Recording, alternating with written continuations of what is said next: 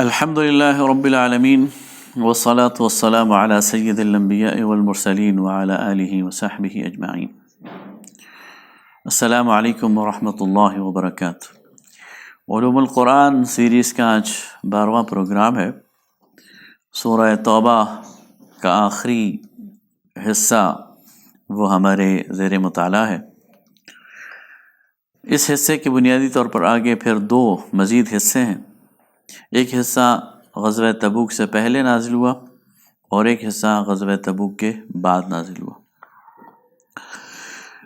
اس کا براہ راست مطالعہ کرنے سے پہلے یہ بہتر ہوگا کہ ہم ان حالات کا جائزہ لے لیں جن میں غزوہ تبوک پیش آیا، اور اس حوالے سے جو تاریخی حقائق ہیں ان کا اختصار سے جائزہ لے لیں۔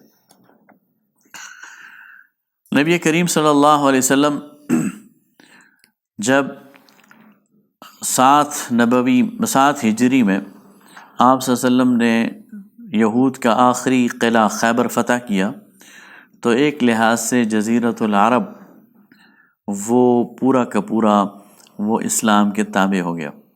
8 ہجری میں مکہ فتح ہوا، اور اس لحاظ سے جزیرۃ العرب کی ایک بڑی طاقت وہ اسلام بن گئی، اور اسلامی ریاست جس کی قیادت جناب محمد رسول اللہ صلی اللہ علیہ وسلم فرما رہے تھے۔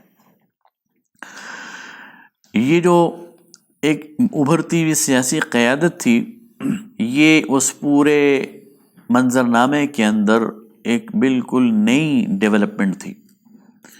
اس سے پہلے جو 2 بڑی سپر پاورز تھیں، ایران اور روم، ان دونوں نے عرب کو بالکل ایک پسماندہ اور ایک اجڑ اور ایک بددوانہ حیثیت دے رکھی تھی، اور وہ یہ سمجھتے تھے کہ یہ منتشر قبائل ہیں اور یہ کبھی متحد ہو کر کوئی سیاسی قوت نہیں بن سکتے۔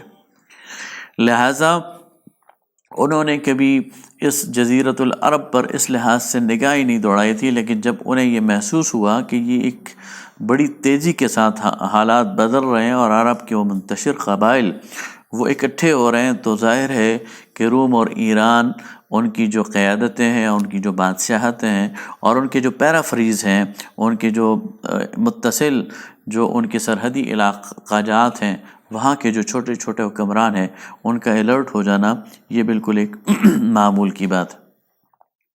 اسی دوران نبی کریم صلی اللہ علیہ وسلم نے ان تمام بادشاہوں کو براہ راست دعوت دینے کے لیے خطوط روانہ کیے۔ ان میں سے کچھ خطوط آپ صلی اللہ علیہ وسلم نے اس شمال کی طرف جو روم ہے اور شام کا جو علاقہ ہے اس میں بھجوائے۔ تو جو بصرہ کا گورنر تھا اور جو اس سے متصل اور شام کی سرحد کے جو گورنرز تھے، انہوں نے مسلمانوں کے سفیروں کے ساتھ اچھا سلوک نہیں کیا، بلکہ وہاں کا ایک جو سردار تھا شرحبیل، اس نے مسلمانوں کے قاصد کو قتل کر دیا۔ اس کا بدلہ لینے کے لیے نبی صلی اللہ علیہ وسلم نے حضرت زید بن حارث رضی اللہ تعالیٰ عنہ کی قیادت میں ایک 3000 کا لشکر ترتیب دیا، اور فرمایا کہ جب زید شہید ہو جائیں تو جعفر طیار اس کے سالار ہو جائیں گے، اور جب وہ شہید ہو جائیں تو عبداللہ ابن رواحہ اس کی قیادت کریں گے، اور جب وہ شہید ہو جائیں تو پھر لشکر کی مرضی ہے کہ وہ اپنے میں سے کسی کو قائد بنا لے۔ اس لشکر کو نبی کریم صلی اللہ علیہ وسلم نے مدینہ سے بھیجا، اور موتا کے مقام پر بالکل شام کی سرحد پر جب یہ لشکر پہنچا تو وہاں سے رومی لشکر جو 1 لاکھ کی تعداد میں تھا، اس کا مقابلہ اس لشکر سے ہوا۔ یعنی مسلمانوں کے لشکر نے اپنے سے 33 گنا بڑے لشکر کے ساتھ مقابلہ کیا، اور وہی ہوا جس کی نبی صلی اللہ علیہ وسلم ایک طرح سے بشارت دے چکے تھے۔ حضرت زید بھی شہید ہو گئے، حضرت جعفر طیار بھی شہید ہو گئے، حضرت عبداللہ ابن رواحہ بھی شہید ہو گئے، اور پھر اس موقع پر حضرت خالد ابن ولید رضی اللہ تعالیٰ عنہ نے کمانڈ سنبھالی، اور انہوں نے کفار کو انگیج کیا، اس 1,00,000 کے لشکر کو مصروف رکھا اور ان کے ساتھ لڑائی کر کے اپنی لشکر کو بالکل حفظ و امان کے ساتھ واپس لے آئے۔ جب یہ معرکہ ہوا تو جو رومی بادشاہ تھے، رومی قیصر تھا، اس نے اس کو ایک سیریس تھریٹ لیا، اور وہ یہ سمجھا کہ اگر مسلمانوں کا 3,000 کا لشکر میرے 1,00,000 کے لشکر کے ساتھ مقابلہ کر سکتا ہے اور انہیں انگیج کر سکتا ہے اور پھر حفاظت کے ساتھ واپس جا سکتا ہے، تو پھر تو اس کو خطرہ سمجھنا چاہیے اور اس کا سد باب کرنا چاہیے۔ لہٰذا اس نے رومی سرحد پر 2,50,000 کا لشکر جمع کرنے کے لیے انتظامات شروع کر دیے، اور اس کا یہ ارادہ تھا کہ براہ راست مدینہ پر حملہ کرے۔ ادھر نبی صلی اللہ علیہ وسلم کو برابر اطلاعات مل رہی تھی کہ شامی سرحد پر روم کا جو بادشاہ ہے وہ لشکر اکٹھے کر رہا ہے اور وہ مدینہ پر حملہ کرنا چاہتا ہے۔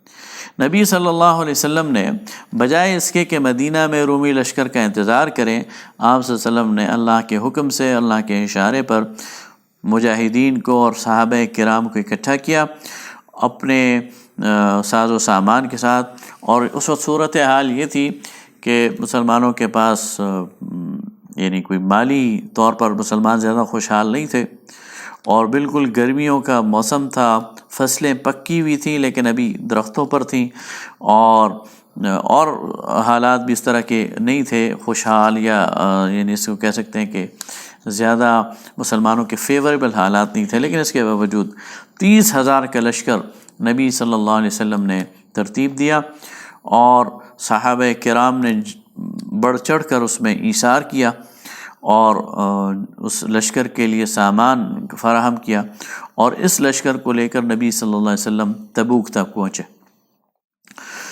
جب مسلمانوں کے 30,000 کے لشکر کو آتا دیکھا تو قیصر روم پر ایک ایسا رعب طاری ہو گیا کہ جہاں مسلمانوں کا 3,000 کا لشکر وہ 1,00,000 کے لشکر کو پریشان کر سکتا ہے، تو یہ 30,000 مسلمان ان کے لیے تو پھر میرے 2,50,000 ناکافی ہیں۔ لہٰذا اس نے اپنے جنگ کا ارادہ ملتوی کر دیا اور اپنے لشکر کو ڈسپرس کر دیا، منتشر کر دیا۔ نبی صلی اللہ علیہ وسلم تبوک میں گئے، وہاں پر آپ نے 20 روز قیام کیا، ارد گرد کے قبائل کے ساتھ حلیفانہ معاہدے کیے، اور جو سرکش تھے ان کی سرکوبی کی، اور 20 روز وہاں پر قیام کرنے کے بعد آپ بالکل فاتح کی حیثیت سے اور مظفر کی حیثیت سے واپس تشریف لائے، اور اس حال میں آپ تشریف لائے کہ پورے عرب پر آپ کے سفر کا حال وہ مشہور ہو گیا تھا، اور مسلمانوں کا ایک لحاظ سے رعب قائم ہو گیا تھا۔ یہ جو غزوہ ہے اس میں اللہ تعالیٰ نے مسلمانوں کو آزمایا، جان اور مال دونوں میں آزمایا، اور اس غزوے میں منافقین بھی بالکل کھل کر سامنے آ گئے۔ ان سب کا ذکر یہاں پر موجود ہے، تو پھر ہم جہاں جہاں ان کا ذکر آئے گا وہ بات کریں گے۔ تو بات شروع یہاں سے کی کہ یا ایھا الذین آمنوا ما لکم اذا قیل لکم انفروا فی سبیل اللہ ثاقلتم الی الارض ارضیتم بالحیاة الدنیا من الآخرہ فما متاع الحیاة الدنیا فی الآخرہ الا قلیل۔ اب دیکھیے یہاں اہل ایمان سے خطاب ہے، اور کن لوگوں سے خطاب ہے؟ ان لوگوں سے خطاب ہے جو بدر میں شریک ہوئے تھے، ان لوگوں سے خطاب ہے جو احد میں شریک ہوئے تھے اور احد میں 70 شہادتیں دی تھیں، ان لوگوں سے خطاب ہے جو غزوہ احزاب میں شریک ہوئے تھے اور پورا 1 مہینہ پورے عرب کے قبائل کا انہوں نے مقابلہ کیا تھا، ان لوگوں سے خطاب ہے جو حدیبیہ میں شریک ہوئے تھے، ان لوگوں سے خطاب ہے جو فتح مکہ میں شریک تھے، حنین کے معرکے میں شریک تھے۔ ان سے کہا جا رہا ہے، کیا کہا جا رہا ہے؟ یا ایھا الذین آمنوا ما لکم اذا قیل لکم انفروا فی سبیل اللہ اثاقلتم الی الارض۔ اے ایمان والو، تمہیں کیا ہو جاتا ہے کہ جب تمہیں کہا جاتا ہے اللہ کے راستے میں نکلو تو زمین تم پر بھاری پڑ جاتی، تم زمین پر بھاری پڑ جاتے ہو۔ گویا وہ لوگ جو بدر میں شریک ہوئے، احد میں شریک ہوئے، احزاب میں شریک ہوئے، انہیں کہا جا رہا ہے اس مارکے میں کمزوری دکھائی تو وہ سارا کیا کرایا پیچھے والا اس پہ پانی پھر جائے گا۔ یہ نہیں کہہ سکو گے کہ چلو اس ایک مارکے میں کمزوری دکھا دی، پہلے میں ہر جگہ موجود تھا، نہیں، وہ سب کچھ ختم ہو جائے گا۔ اس لیے اس موقع پر تمہارا الرٹ ہونا، اس موقع پر چوکنا ہونا، اس موقع پر فوراً مستعدی دکھانا، یہ ان پہلے موقعوں سے زیادہ ضروری ہے۔ ارضیتم بالحیات الدنیا، کیا تم دنیا کی زندگی پر راضی ہو گئے ہو؟ من الآخرہ، آخرت کے مقابلے میں، فما متاع الحیات الدنیا فی الآخرۃ الا قلیل، تو یاد رکھو کہ دنیا کی زندگی آخرت کے مقابلے میں بہت تھوڑی ہے۔ الا تنفروا، اگر تم نہیں نکلو گے، يعذبكم عذابا علیما، تو وہ اللہ تمہیں دردناک عذاب دے گا، وَيَسْتَبْدِلْ قَوْمًا غَيْرَكُمْ، اور تمہیں بدل دے گا، تمہاری جگہ اور لوگوں کو اٹھا لے گا، وَلَا تَضُرُّوهُ شَيْئًا، اور تم اس کا کچھ بھی نہیں بگاڑ سکتے۔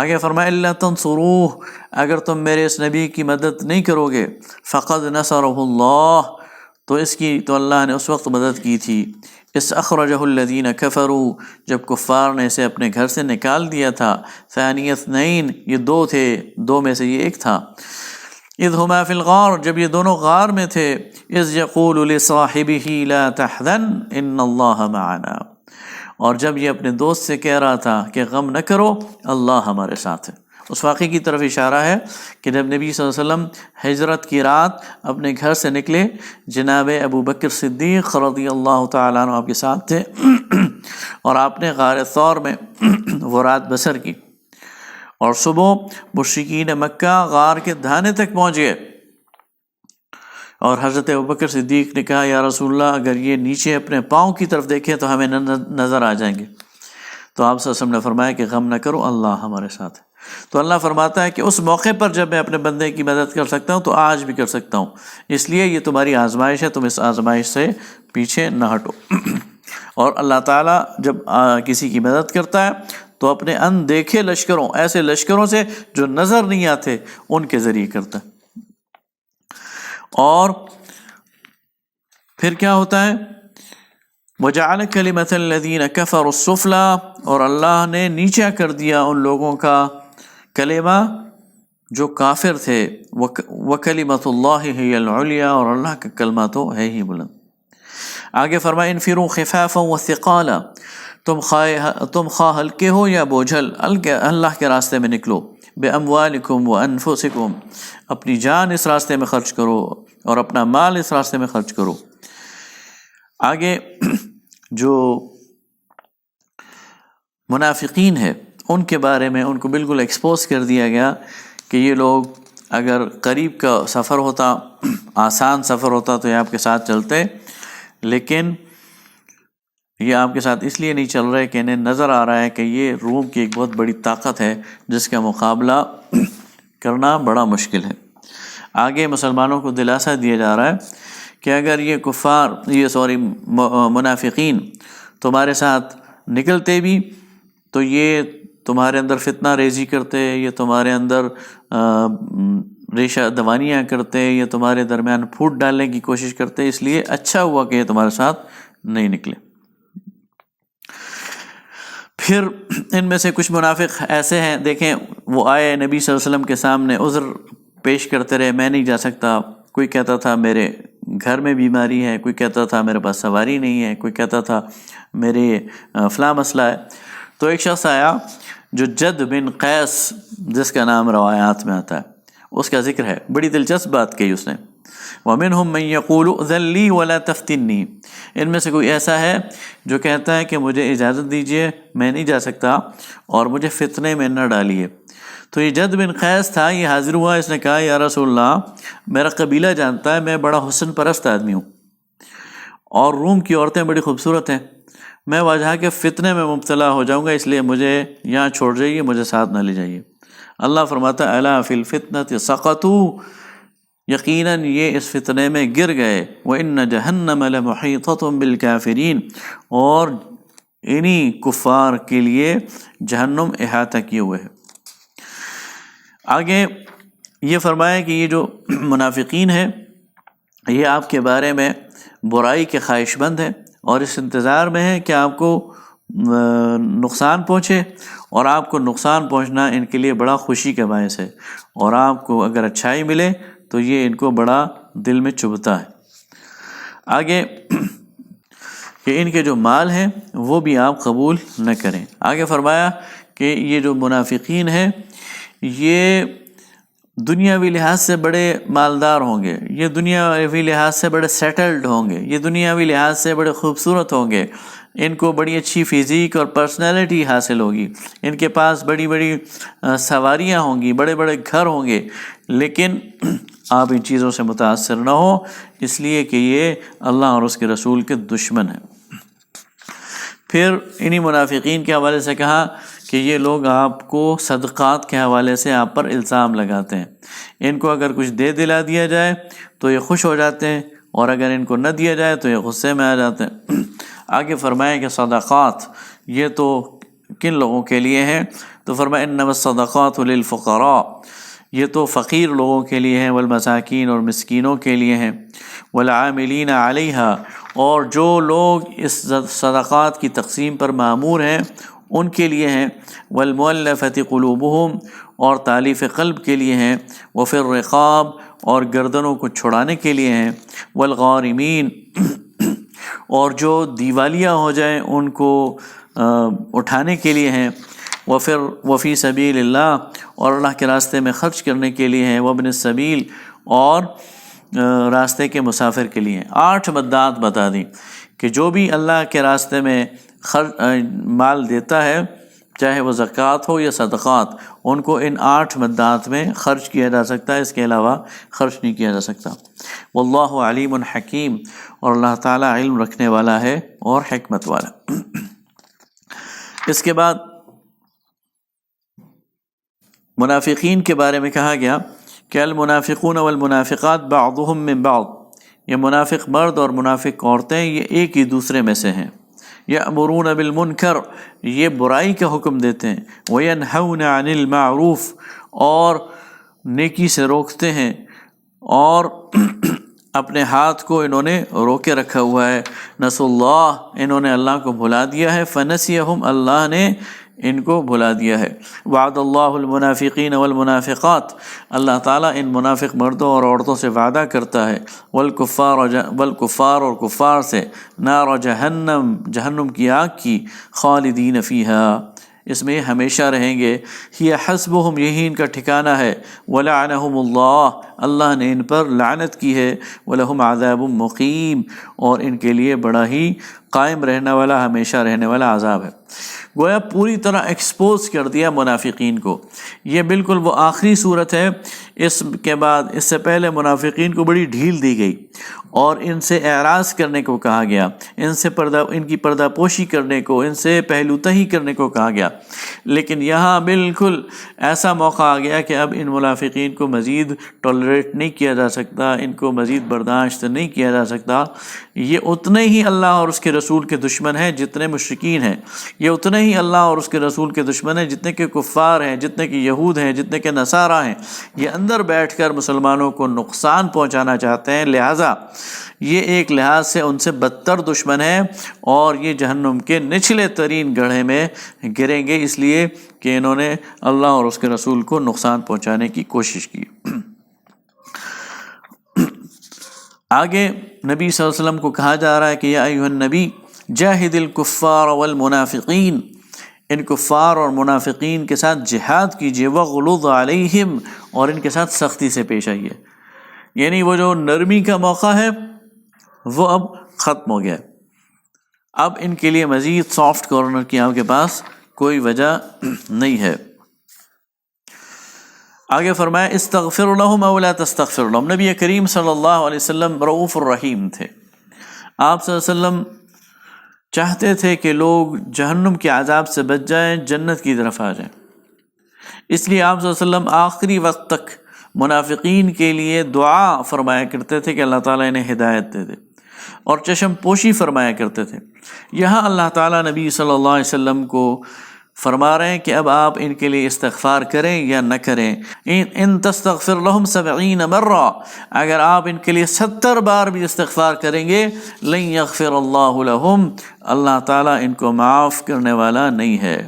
ذلک بانہم کفروا باللہ ورسولہ، یہ اس لیے کہ انہوں نے کفر کیا ہے اللہ اور اس کے رسول کے ساتھ. واللہ لا یہدی القوم الفاسقین، اور اللہ ایسے فاسق لوگوں کو ہدایت نہیں دیا کرتا.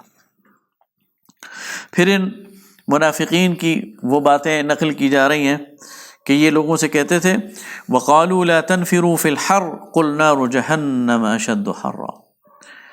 سخت گرمی کا موسم تھا تو یہ مسلمانوں سے کہتے تھے تمہیں کیا پڑی ہے، ایک تو روم کا مقابلہ کرنے جا رہے ہو، 2.5 لاکھ لشکر ہے رومیوں کا، کیل کانٹے سے لیس، تمہارے پاس سواری کے لیے اونٹ بھی نہیں ہے، تمہارے پاس گھوڑے بھی نہیں ہیں، تیر اور تلوار بھی نہیں ہے، اور سخت گرمی ہے، تم تو چلتے چلتے مر جاؤ گے راستے میں، تو اس لیے گرمی میں نہ چلو.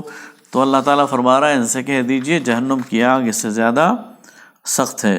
فَلْيَضْحَكُوا قَلِيلًا وَلْيَبْكُوا كَثِيرًا، تو انہیں چاہیے کہ ہنسے کم اور روئیں زیادہ. جزاء بما كانوا يكسبون، جو کچھ انہوں نے کیا ہے اس کے بدلہ انہیں ملنے والا ہے. آگے فرمایا کہ اللہ تعالیٰ آپ کو ان کی طرف واپس لے کے آئے گا، فاتح بنا کر لے کے آئے گا. یہ آپ کے پاس آئیں گے، معافیاں مانگیں گے. لا تصلی علی احد منہم مات ابدا، لیکن ان میں سے کوئی مر جائے تو آپ نے اس کا جنازہ بھی نہیں پڑھنا. ولا تقم علی قبرہ، اور نہ ہی اس کی قبر پہ کھڑے ہونا ہے.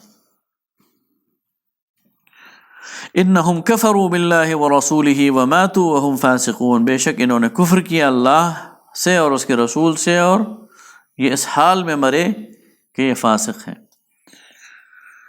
اور بالکل وہ راستہ بند کر دیا کہ ان کے لیے کسی قسم کے استغفار اور کسی قسم کی چیز وہ نہیں. کچھ لوگ جو رہ گئے تھے لیکن وہ مریض تھے، وہ کمزور تھے، ان کے لیے کہا گیا کہ ان پہ کوئی حرج نہیں ہے. لیس علی الضعفاء، وہ لوگ جو کمزور ہیں، وعلی المرضى، یا وہ مریض ہیں، ولا علی الذین لا یجدون ما ينفقون، یا وہ لوگ جن کے پاس خرچ کرنے کو کچھ نہیں ہے، حرج، ان پر کوئی حرج ہے، اذا نصحوا للہ ورسولہ، یہاں تک کہ وہ جب تک کہ وہ وفادار ہیں اللہ اور اس کے رسول کے، ان پر کوئی الزام نہیں ہے اگر یہ بچ گئے. ولا علی الذین اذا ما اتوک، اور ان لوگوں پہ بھی کوئی الزام نہیں جو آپ کی طرف آئے، لتحملہم، انہوں نے اپنی خدمات پیش کر دی، انہوں نے کہا یا رسول اللہ ہم حاضر ہیں لیکن ہمارے پاس سواری نہیں ہے، آپ سواری کا انتظام کر دیجئے ہم چلتے ہیں. قلت لا اجد ما احملکم، لیکن آپ نے فرمایا کہ میرے پاس تو تمہارے لے جانے کے لیے سواری نہیں ہے. تولوا، وہ مڑے، وَأَعْيُنُهُمْ تَفِيضُ مِنَ الدَّمْعِ حَزَنًا، اور ان کی آنکھوں میں آنسو تھے اس وجہ سے کہ وہ شریک جہاد نہیں ہو سکتے اور ان کے پاس کچھ ہے نہیں جو خرچ کر سکیں. اللہ فرماتا ہے وہ پیچھے رہ گئے تو ان پہ بھی کوئی الزام نہیں ہے. آگے فرمایا کہ جب یہ لوگ آپ کے پاس آئیں گے، اور يَعْتَذِرُونَ إِلَيْكُمْ إِذَا رَجَعْتُمْ إِلَيْهِمْ، جب آپ واپس ان کی طرف آئیں گے تو یہ آپ سے آ کر معذرتیں کریں گے، کہیں گے کہ ہم جانا چاہتے تھے لیکن نہیں جا سکے. قُلْ لَا تَعْتَذِرُوا، تو کہہ دیجئے کہ تم معذرتیں نہ کرو. لَن نُؤْمِنَ لَكُمْ، میں تم پر ایمان لانے والا نہیں ہوں، میں تم پر یقین کرنے والا نہیں ہوں. قَدْ نَبَّأَنَا اللَّهُ مِنْ أَخْبَارِكُمْ، اللہ نے مجھے تمہارے دلوں کا حال بتا دیا ہے. وَسَيَرَى اللَّهُ عَمَلَكُمْ وَرَسُولُهُ، اور اللہ اور رسول، اس کا رسول تمہارے اعمال کو دیکھے گا. اس کے بعد جو بدو قبائل تھے ان کے بارے میں کہا گیا وَمِنَ الْأَعْرَابِ مَنْ يَتَّخِذُ مَا يُنْفِقُ مَغْرَمًا وَيَتَرَبَّصُ بِكُمُ الدَّوَائِرَ عَلَيْهِمْ دَائِرَةُ السَّوْءِ وَاللَّهُ سَمِيعٌ عَلِيمٌ. مسلمانوں کا غلبہ دیکھ کر بہت سارے قبائل وہ دوڑے دوڑے چلے آئے اور انہوں نے سر تسلیم خم کیا، انہوں نے نماز اور زکوٰۃ کا اقرار کر لیا، انہوں نے کلمہ پڑھ لیا. لیکن اللہ تعالیٰ فرماتا ہے کہ یہ ان قبائل میں سے کچھ لوگ ایسے ہیں کہ جنہوں نے اسلام کو دل سے قبول نہیں کیا، بلکہ اس کو اپنے اوپر ایک چٹی سمجھا ہوا ہے۔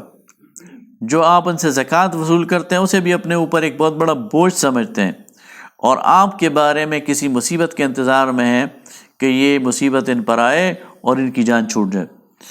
اس آیت کو پڑھتے ہوئے بالکل وہ منظر سامنے آ جاتا ہے کہ جب نبی کریم صلی اللہ علیہ وسلم کی وفات ہوئی تو یہی وہ قبائل تھے جن کا اشارہ نبی صلی اللہ علیہ وسلم کی وفات سے پہلے آپ کی زندگی میں ہی اللہ تعالیٰ کر چکا ہے، جنہوں نے ارتداد کر دیا، جنہوں نے ایک دم سرکشی اور بغاوت کر دی اور کہا ہم زکوٰۃ نہیں دیتے۔ اور مسلمانوں نے حضرت ابوبکر صدیق رضی اللہ تعالیٰ عنہ کی خلافت میں ایک بہت بڑی لڑائی لڑی ہے ان ارتداد کرنے والوں سے، اور مسلمانوں نے جان اور مال کی بہت بڑی قربانی دی ہے، یہاں تک کہ اسلامی ریاست کی رٹ اسٹیبلش ہوئی اور یہ فتنہ فروغ ہوا۔ تو اب قرآن پاک میں اللہ تعالیٰ اس کی طرف پہلے سے اشارہ کر رہا ہے کہ یہ جو اعراب ہیں، یہ جو بدو ہیں، ان میں سے کچھ لوگ ایسے ہیں، کچھ قبائل ایسے ہیں جو مسلمانوں کے لیے بالکل طاق میں بیٹھے ہوئے ہیں۔ جیسے ہی مسلمانوں کے بارے میں یہ محسوس ہوگا کہ یہ کمزور پڑ رہے ہیں یا یہاں کوئی قیادت کا خلا پیدا ہو گیا ہے، یہ فوراً اٹیک کریں گے، یہ فوراً اسلام کے دائرے سے نکلنے کی کوشش کریں گے۔ تو اس وجہ سے تمہیں ان سے کے بارے میں الرٹ ہونا چاہیے۔ پھر قبائل کے دوسرے گروہ کے بارے میں کہا گیا کہ ان میں سے ایسے لوگ ہیں جو واقعی مسلمان ہیں اور وہ اللہ اور اس کے رسول کے ساتھ وفاداری کرنا چاہتے ہیں۔ آگے ان مہاجرین و انصار کی بات کی گئی، والسابقون الاولون من المہاجرین والانصار، سبقت لے جانے والے، دوڑ کر آگے جانے والے مہاجرین میں سے اور انصار میں، والذین اتبعوہم بإحسان، اور وہ لوگ جنہوں نے ان کی پیروی کی احسان کے ساتھ، رضی اللہ عنہم ورضوا عنہ، یہ اللہ سے راضی ہوئے اور وہ اللہ ان سے راضی ہو گیا، اللہ ان سے راضی ہوا، رضی اللہ عنہ ورضوا، اور وہ اللہ سے راضی ہو گئے، وَأَعَدَّ لَهُمْ جَنَّاتٍ تَجْرِي تَحْتَهَا الْأَنْهَارُ، اور اللہ نے ان کے لیے تیار کی ہیں ایسی جنتیں جن کے نیچے نہریں بہتی ہیں، خالدین فیہا ابدا، اور اس میں ہمیشہ رہیں گے، ذَلِكَ الْفَوْزُ الْعَظِيمُ، اور یہ بہت بڑی کامیابی ہے۔ وَمِمَّنْ حَوْلَكُمْ مِنَ الْأَعْرَابِ، اور جو تمہارے ارد گرد اعراب ہیں ان میں بھی منافق ہیں اور اہل مدینہ میں، مردوا علی النفاق، اور یہ نفاق میں طاق ہو گئے ہیں، لا تعلمہم، تم انہیں نہیں جانتے، نحن نعلمہم، ہم انہیں جانتے ہیں، سنعذبہم مرتین، ہم انہیں 2 دفعہ عذاب دیں گے، اس لیے کہ یہ بار بار مسلمانوں کو نقصان پہنچاتے ہیں۔ آگے مسجد زرار اور اس کے بنانے والوں کا تذکرہ۔ نبی صلی اللہ علیہ وسلم تبوک کے لیے تیاری کر رہے تھے اور منافقین انہیں یہ نظر آ رہا تھا کہ یہ مسلمان گویا خودکشی کرنے جا رہے ہیں اور یہ انہوں نے واپس آنا نہیں، اگر واپس آئے بھی تو لوٹے پٹے آئیں گے، اور بہترین موقع ہوگا مدینہ کے اندر ان کے اوپر ایک نقب لگانے کا اور ایک اپنے لیے علیحدہ ایک مستقر بنانے کا۔ چنانچہ انہوں نے مدینہ کے مضافات میں اپنے لیے ایک الگ مسجد بنا لی، اور انہوں نے خواہش ظاہر کی نبی صلی اللہ علیہ وسلم سے کہ آپ ہمارے ساتھ چلیں اور ہماری اس مسجد میں آپ نماز پڑھائیں۔ آپ صلی اللہ علیہ وسلم نے کہا ٹھیک ہے، ابھی تو میں مصروف ہوں غزوہ تبوک کے حوالے سے، واپسی پر دیکھیں گے انشاءاللہ۔ واپسی کے سفر میں اللہ تعالیٰ نے آپ کو ان کی اس شرارت سے آگاہ کر دیا کہ یہ مسجد دراصل اسلام کے لیے ایک مورچہ اسلام کے خلاف بنانا چاہتے ہیں اور وہاں پر سازشوں کا ایک گڑھ بنانا چاہتے ہیں۔ چنانچہ آپ صلی اللہ علیہ وسلم نے اللہ تعالیٰ کے حکم پر واپسی پر مدینہ آتے ہی اس مسجد کو مسمار کرنے اور گرا دینے کا حکم دیا۔ تو اس کا ذکر ہے کہ یہ اصل میں اس مسجد کے ذریعے مسلمانوں کے اندر تفریق پیدا کرنا چاہتے تھے۔ لا تقم فیہ ابدا، آپ کبھی بھی اس میں نہ کھڑے ہوں اور نہ نماز پڑھیں۔ آگے پھر وہ مسجد جو آپ نے پہلے بنائی تھی، مسجد قباء، اس کا اور اس کے نمازیوں کی تعریف کی. فرمایا لا تقم فیہ ابدا، اس مسجد یعنی مسجد ضرار میں تو آپ کبھی بھی کھڑے نہ ہو نماز کے لیے. لمسجد اسس علی التقوی من اول یوم، وہ مسجد جس کی بنیاد رکھی گئی ہے تقوی پر پہلے دن، ان تقوم فیہ احق ان تقوم فیہ، یہ زیادہ حقدار ہے کہ آپ اس میں کھڑے ہوں نماز پڑھیں. فیہ رجال یحبون ان یتطہروا، اس میں ایسے لوگ ہیں جو یہ پسند کرتے ہیں کہ وہ پاک ہوں. واللہ یحب المطہرین، اور اللہ تعالیٰ پاک رہنے والوں کو پسند کرتا ہے. یہ گویا قبا کے جو مسجد والے تھے، اس میں نماز پڑھنے والے تھے، ان کی تعریف فرما رہا ہے اللہ تعالیٰ کہ وہ لوگ ہیں جو ظاہراً بھی پاک اور صاف رہنا چاہتے ہیں، اور جن کا عقیدہ بھی پاک اور صاف ہے، جن کی فکر بھی پاک اور صاف ہے، جن کے دل بھی پاک اور صاف ہیں، جن کی نگاہیں بھی پاک اور صاف ہیں. جبکہ یہ منافق جو ہیں، ان کے جسم بھی آلودہ ہیں، ان کی نگاہیں بھی آلودہ ہیں، ان کے چہرے بھی آلودہ ہیں، ان کے دل اور دماغ بھی آلودہ ہیں، اور یہ ہر طرف سے ان کے اندر زنگ لگا ہوا ہے، اس لیے یہ اس قابل نہیں ہے کہ ان کا ساتھ دیا جائے. تو یہ وہ بات تھی. اس کے بعد اہل ایمان کو کہا گیا کہ ان اللہ اشتری من المؤمنین انفسهم واموالهم بان لهم الجنہ، بے شک اللہ تعالیٰ نے خرید لی ہیں مومنین کی جانیں اور ان کے مال جنت کے بدلے. یقاتلون فی سبیل اللہ، وہ اللہ کے راستے میں قتال کرتے ہیں. فیقتلون ویقتلون، اور اس میں مارتے ہیں اور مرتے ہیں. وعدن علیہ حقا، ان کے ساتھ سچا وعدہ ہے. فی التوراۃ والانجیل، تورات میں اور انجیل میں. والقرآن، اور قرآن میں. ومن اوفی بعہدہ من اللہ، اور اللہ سے زیادہ سچا کون ہے اپنے وعدے کو پورا کرنے میں. فاستبشروا ببیعکم الذی بایعتم بہ، پس انہیں خوشخبری دے دو اس سودے پر جو انہوں نے کیا ہے. وذالک هو الفوز العظیم، اور یہ بہت بڑی کامیابی ہے. گویا مومن کی زندگی جہاد اور جد و جہد سے عبارت ہے. مومن کی زندگی، مومن کا مال، مومن کی جان، وہ اس کی اپنی نہیں ہے، وہ اس نے بیع کر دی ہے، وہ اس نے فروخت کر دی ہے اللہ کے ہاں. اب جو چیز اس کی اپنی ہے نہیں تو اسے سینت کر رکھے گا کیوں؟ اسے سنبھال کر رکھے گا کیوں؟ اسے تو استعمال کرے گا، اس لیے کہ اس کی قیمت اس نے طے کر لی ہے، اور وہ قیمت جنت ہے جو اللہ تعالیٰ نے اس کے لیے مقرر کی ہے. التائبون، یہ کون لوگ ہیں؟ جو بہت زیادہ توبہ کرنے والے ہیں. العابدون، عبادت گزار ہیں، بندگی بجا لانے والے ہیں. الحامدون، حمد اور شکر کرنے والے ہیں.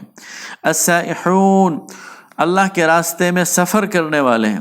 الراکعون، رکوع کرنے والے ہیں. الساجدون، سجدے کرنے والے ہیں. الآمرون بالمعروف، نیکی کا حکم کرنے والے ہیں. والناہون عن المنکر، برائی سے روکنے والے ہیں.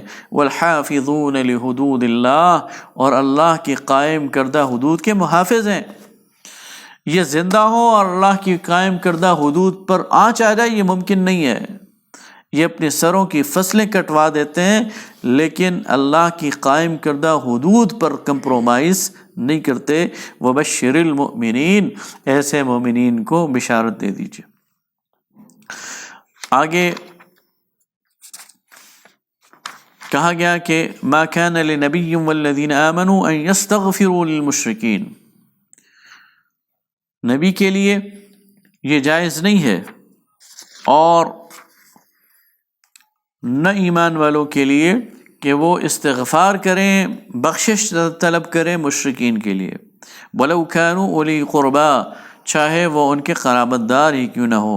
مِن بَعْدِ مَا تَبَيَّنَ لَهُمْ أَنَّهُمْ أَصْحَابُ الْجَحِيمِ، اس کے بعد کہ یہ بات واضح ہو گئی ہے کہ یہ لوگ جہنم میں جانے والے ہیں. اب یہ سوال اٹھ سکتا تھا کہ ابراہیم علیہ السلام نے بھی تو اپنے والد کے لیے دعا کی تھی اور استغفار کیا تھا، حالانکہ وہ مشرک تھے. اس کے جواب اللہ تعالیٰ نے دیا کہ ما کان استغفار ابراہیم لابی، ابراہیم کا استغفار اپنے باپ کے لیے الا عن موعد وعدہ، ایک وعدہ تھا جو اس نے اپنے باپ سے کیا تھا. فلما تبین له، لیکن جب ابراہیم پر یہ بات واضح ہو گئی انہ عدو للہ، کہ وہ اللہ کا دشمن ہے، تبرأ منہ، تو پھر اس نے برات ظاہر کر دی۔ ان ابراہیم لأواہ حلیم، ابراہیم بڑا ہی نرم دل اور خدا ترست اور بردبار آدمی تھا۔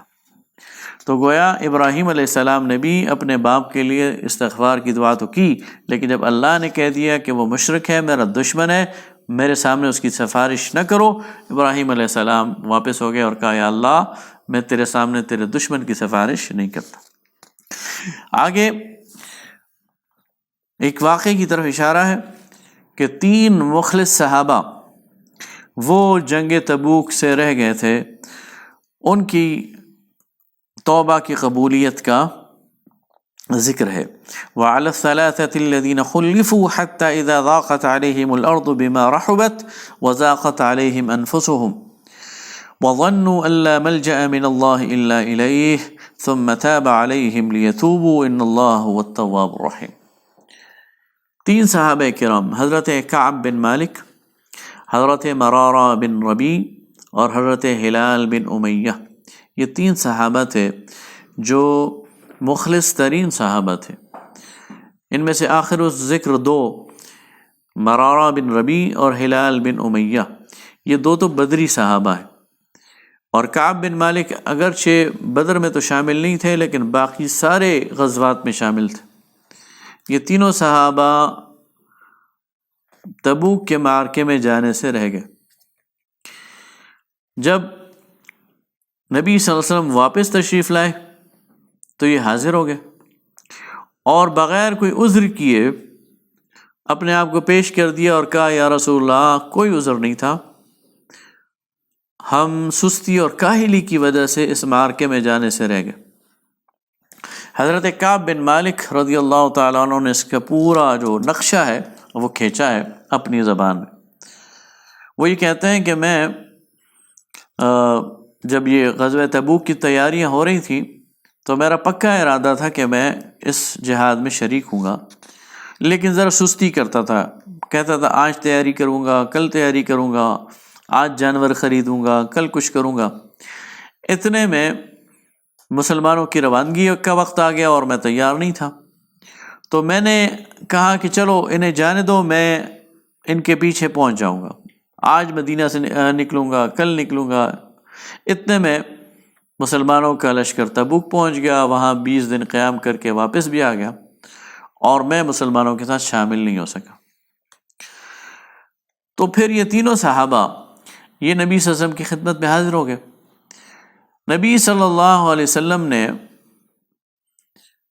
ان کی بات کو سنا، لیکن ان کے بارے میں حکم یہ جاری کر دیا کہ مسلمان ان سے سوشل بائیکاٹ کر لیں، مسلمان ان کے سلام کے جواب بھی نہ دیں۔ یہ کہتے ہیں کہ ہم پر مدینہ کی جو بستی ہے وہ تنگ ہو گئی۔ خود کعب بن مالک کہتے ہیں کہ میرا جو چچا زاد بھائی تھا، میرا بہت اچھا دوست بھی تھا، تو میں ایک دن اس کے گھر گیا اور میں نے اس سے السلام علیکم کہا تو اس نے مجھے جواب نہیں دیا۔ میں نے اسے پکڑ کے جھنجھوڑا اور کہا کہ تمہیں کیا ہو گیا ہے، تم تو میرے بھائیوں کی طرح ہو۔ تو اس نے مجھے کہا کہ مجھے رسول اللہ صلی اللہ علیہ وسلم نے منع کیا ہے اور ہم تمہارے سلام کے جواب بھی نہیں دیں گے اور تمہارے ساتھ کوئی تعلق نہیں رکھیں گے جب تک کہ ہمیں کوئی اور حکم نہ دے دیا جائے۔ تو 40 دن تک مدینہ کے اندر ان کے ساتھ لوگوں نے ایک سوشل بائیکاٹ کیے رکھا۔ یہ خود کہتے ہیں کہ میں جب مسجد نبوی میں حاضر ہوتا تو نبی صلی اللہ علیہ وسلم اپنا چہرہ مجھ سے پھیر لیتے، میں جب نماز پڑھ رہا ہوتا تو مجھے احساس ہوتا کہ نبی صلی اللہ علیہ وسلم مجھے دیکھ رہے ہیں، لیکن جو ہی میں سلام پھیرتا اور آپ کی طرف رخ کرتا تو آپ اپنا رخ بدل لیتے، گویا ناراضگی کا اظہار۔ 40ویں دن حکم ہو گیا کہ ان کی بیویاں بھی ان سے علیحدہ ہو جائیں۔ ان کی بیویاں حاضر ہو گئیں اور کہا کہ یا رسول اللہ کیا طلاق کا معاملہ آ گیا؟ تو آپ نے فرمایا کہ نہیں، طلاق تو نہیں ہے، لیکن آپ نے ان سے علیحدہ ہو جانا۔ تو ان کی بیویاں بھی ان سے علیحدہ ہوئیں، یہاں تک کہ ان میں سے ایک صحابی ہیں حضرت ہلال بن امیہ، ان کی بیوی حاضر بھی، کہا یا رسول اللہ میرے جو شوہر ہیں ہلال وہ تو بزرگ ہیں، بوڑھے ہیں، اور مجھے ان کی خدمت کرنی پڑتی ہے، اور اگر میں ان کی خدمت نہیں کروں گی تو مجھے ڈر ہے مر جائیں گے۔ یعنی جسمانی کیفیت یہ ہے کہ کسی اٹینڈنٹ کے بغیر وہ اپنی بنیادی ضروریات پوری نہیں کر سکتے، اور جہاد میں نہیں گئے تو یہ سزا مل رہی۔ بہرحال 50ویں دن اللہ تعالیٰ کی طرف سے ان کی توبہ قبولیت کا یہ حکم آ گیا، اور نبی صلی اللہ علیہ وسلم نے انہیں بشارت دے دی کہ اللہ تعالیٰ نے تمہاری توبہ قبول کر لی ہے، اور مسلمانوں سے کہہ دیا کہ اپنے بھائیوں سے مل لو۔ اس سے اندازہ ہوتا ہے کہ اللہ تعالیٰ نے اور اللہ کے رسول صلی اللہ علیہ وسلم نے، یعنی وہ جگہ غزوہ تبوک جہاں منافقین کی جھوٹی معذرتیں قبول کی جا رہی ہیں، اور جہاں ان کو نظر انداز کیا جا رہا ہے، اور جہاں انہیں لفٹ ہی نہیں کرائی جا رہی، سچے اور مخلص مسلمانوں کے ساتھ یہ رویہ رکھا گیا کہ ان کو اس پر اتنی سخت تعذیب کی گئی کہ قرآن میں آتا ہے کہ زمین سکڑ کر ان کے لیے تنگ ہو گئی، اور وہ رو رو کر اللہ سے دعائیں مانگتے تھے کہ اللہ ہمارے اس گناہ کو معاف کر دے، ہماری اس سستی کو معاف کر دے جو ہم تیرے راستے میں نہیں نکلے۔ آج آپ دیکھیں کہ دنیا کے اندر مسلمانوں پر کیا کڑا وقت ہے اور کیا آزمائش ہے، اور آج مسلمان اپنے گھروں میں آرام سے بیٹھے ہوئے ہوں، اور مسلمان حکمران اپنے گھروں میں آرام سے بیٹھے ہوئے ہوں، تو ان کی کیا کیفیت ہوگی اور کیا حال ہوگا، اور اللہ کے ہاں وہ کیا جواب دیں گے۔ یہ وہ سوال ہے جو میں آپ کے لیے چھوڑ کے جا رہا ہوں۔ وآخر دعوانا ان الحمد للہ رب العالمین۔